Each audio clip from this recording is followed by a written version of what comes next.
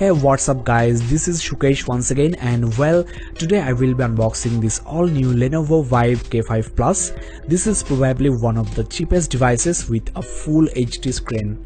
Now I have the gold variant and you also get silver and black versions as well.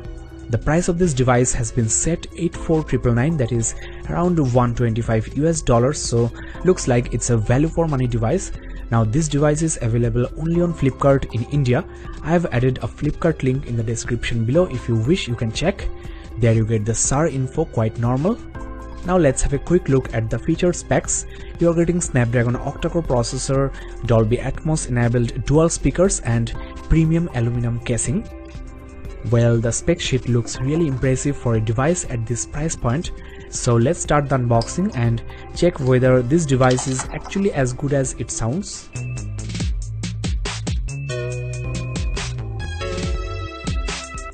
Well, you get a scratch guard along with this device, so quite nice. There you go, the all new Vibe K5 Plus, and well, the device is looking and feeling extremely great because of the aluminum casing at the back, but the truth is this part is actually plastic. Only the middle part has a thin aluminum sheet on it. Well, before I show you more about this device, let's check what's inside the box. First of all, you get the paperwork hidden here. You get your warranty statement, the startup guide, etc. Let's first check this huge battery. It's of 2750 mAh. It's also a polymer lithium-ion battery. Next, I have for you the data cable, which is quite shiny, thick and around 3.5 feet long. Last but not the least, you get the charging adapter, which is quite compact, lightweight, and the output rating is 5V 1.5 ampere. You don't get any earphones or headset. Well, I think Lenovo did the right thing, because most of the time with entry-level devices you get pathetic earphones and you will eventually buy a premium one. The lack of earphones also keep the price of the device slightly low. Now guys, let me give you a quick walkthrough of the exterior and also the interior, that is the software of this new device from Lenovo. First of all, you get a 5 inches IPS panel with full HD, that is 1920 by 1080 pixels resolution at 441 ppi. So this should be the main reason to get this phone. The screen to body ratio is decent 68.4%. The navigation keys are capacitive and not backlit, so this might be a problem during night. Above the display you get the sensors. Both proximity and ambient sensors are present. This is the ear speaker grill, and the front camera is a 5 megapixel shooter with HD video recording, and this is of course a fixed focus camera. There is also a multicolored LED notification light here. Now the rear camera is a 13 megapixel shooter with full HD recording, and I will upload some camera samples into my Facebook page, facebook.com/gadgetsportal. You get a camera flash as well, and there is also a secondary microphone hole just below the camera lens. This is for noise cancellation during calling, as you know. At the bottom part of the back cover you get dual speakers, and these are Dolby Atmos enabled. I will check the quality of the speakers once I switch on this phone. As I mentioned before, this middle part is the only metal on this device, and the top consists of the micro USB 2.0 port and the earphone jack. The micro USB port is also OTG enabled, that is you can attach your pen drives, your hard drives and mouse, keyboard, etc. The primary microphone hole is at the bottom as usual. There is absolutely nothing on the right side of the phone, and the power key and the volume rockers are at the left side. These keys are also metal, so go with the design. Overall, the build quality of this new Lenovo device seems quite sturdy, and I'm also liking this silver bezel, which is chrome finished. Though this might wear off if you use a very hard case, so be careful with that. The look and feel of this device is very premium, and especially from the back the phone looks very stylish. So I'm satisfied with the build and the design of the new Lenovo K5 Plus, and though this device looks like a unibody device, you can actually remove the back cover to install the battery and the SIM cards. This is a dual SIM device and you get separate micro SIM slots. There is also a micro SD card slot which can take up to 32 gig cards, so keep that in mind and don't install a higher capacity one, otherwise your phone might not work properly. Now let's install the battery, switch on the device and check the display quality, the speakers, and also give you a quick walkthrough of the interface.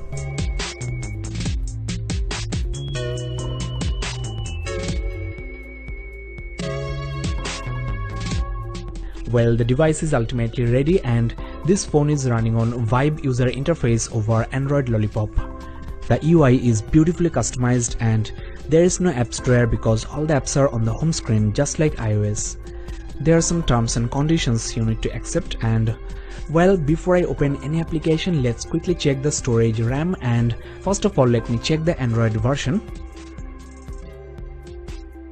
Well, it's still running on 5.1.1 Lollipop and there is no word from Lenovo for the Android Marshmallow update. Well, the CPU on this phone is 8-core 1.5 GHz, not 1.7 as advertised on Flipkart. At the end of this video, I will definitely check the actual specs by installing the application CPU-Z, so be with me. The storage on this phone is officially 16 GB and out of the box I am getting 10.57 GB free for the user. You are also getting SD card and USB flash drive support. The RAM on this budget device is excellent, 2 GB, and out of the box I am getting 1.2 GB free for the user, so multitasking on this phone will not be an issue and this will also help in high graphics gameplay. Well, I have just started using this device and there is not a single added application, but the interface doesn't seem snappy. The apps are taking some time to respond and overall the screen swiping or animations seem quite shattery. Though it's a budget device, this type of lag is not acceptable. There are lots of other entry-level devices in this price bracket and I've never seen this type of issues on any of them. The app switcher basically shows you the home screen options and you need to basically press and hold to switch apps, and you can also clear them at once. There are a couple of bloatware applications preloaded and if you want you can uninstall most of these. You are also getting McAfee security software, some games and social apps. So by uninstalling these applications you can clear up some storage and install more applications. As I mentioned before, this full HD resolution screen is the main attraction of this phone, and well, the screen quality seems really great. The colors are quite punchy and the pixels are not visible even from this distance as well. The contrast ratio is 800:1, so the black levels are quite black and the brightness is 450 luminance. But I feel that the brightness could have been slightly better for an IPS panel. There are lots of toggle switches on the notification center and you can enable Dolby Atmos sound enhancement right from here. So just like Samsung's TouchWiz interface, this Vibe UI is quite feature rich, and in the full review I will discuss about all of these features, so subscribe now. You are also getting Share It and Theme Center. Well, though I hate bloatware applications, Lenovo actually pre-installed only the popular and useful ones which you will eventually download from the Play Store. Now let me give you a quick demo of the Dolby Atmos sound enhancement and check the dual speaker quality.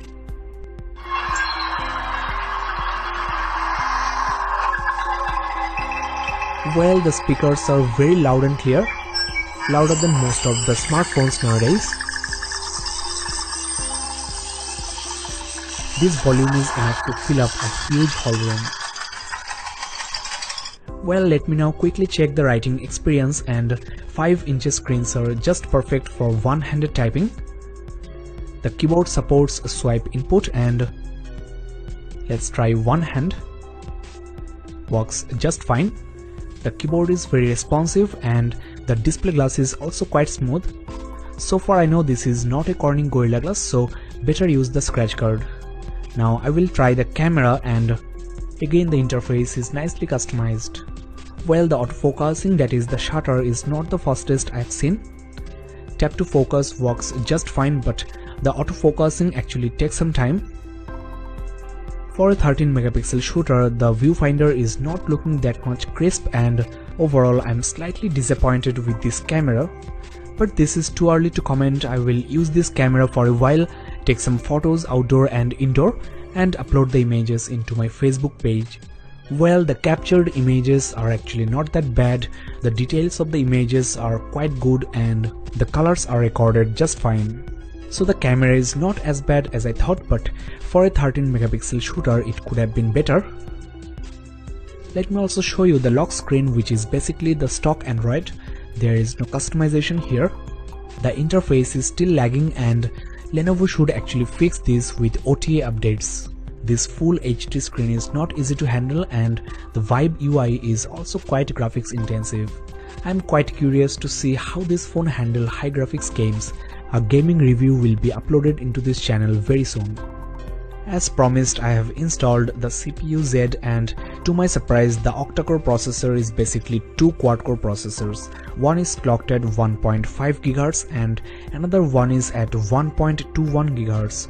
Though it's an efficient CPU, it's not even close to 1.7 GHz octa-core.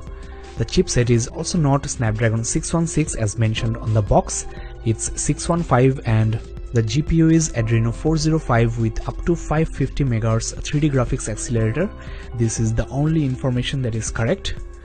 There you get the device info, and next the system, the battery, the thermal info, and the back metal part of the phone is slightly warm, though I'm not playing any game or watching any video, browsing the internet, etc. There you get the sensors, you can pause and check. Well, one thing I've just noticed, there is already a system update available from Lenovo, and this might actually eliminate the lag on the interface. So wait for my upcoming full review on this Lenovo Vibe K5 Plus. Overall, this is a very interesting device with full HD screen, metal unibody look and excellent build quality. The weight of this phone is 142 gram and it's only 7.99mm thick. So if you are looking for a stylish multimedia device with great display and loud and clear speakers, especially for movies, then this Lenovo Vibe K5 Plus might be a good choice. If you are into hardcore gaming, then I'm not quite sure. Just let me install some hardcore games and check. So that's all for now. Thanks a lot for watching. Do subscribe now for future uploads, and also don't forget to like, comment and